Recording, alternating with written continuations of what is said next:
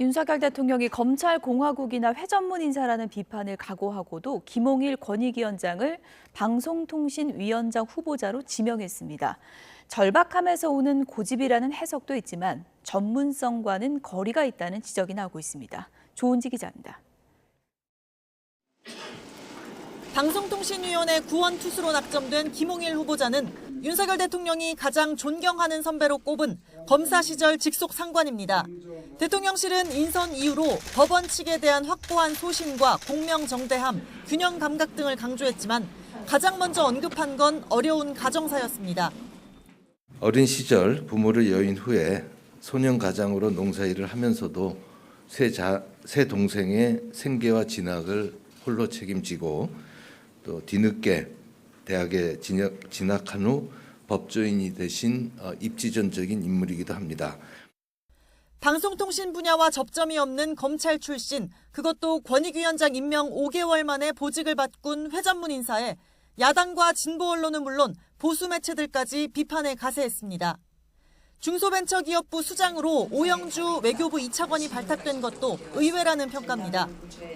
지난 6월 윤 대통령의 베트남 국빈 방문 당시 현지 기업들과의 네트워크로 눈도장을 찍었다는데 36년 경력 외교관이 과연 전문성이 있겠냐는 우려가 나옵니다.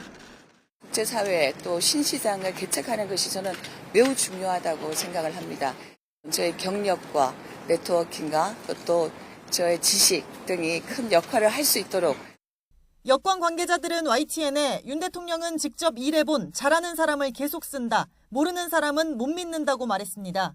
또 무너진 나라를 정상화하기 위해 대통령과 교감하고 정부 철학을 잘 이해하는 사람이 전면에 서야 한다는 절박함이 있다고 설명했습니다.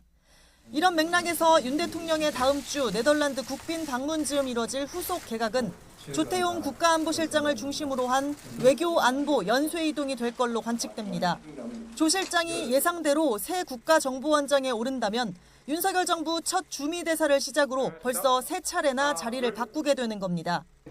윤 대통령이 정부 조각 때 고위공직자 인선 기준으로 꼽은 건 전문성과 능력입니다. 할당이나 안배라는 것은 하지 않겠다고 말씀을 드렸습니다.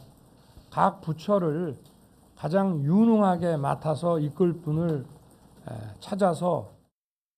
인사가 만사라고 했습니다. 가뜩이나 인사청문회를 벼르고 있는 거대 야당에 더해 민심까지 등을 돌리게 되면 국정 운영은 동력을 잃을 수밖에 없습니다. YTN 조은지입니다.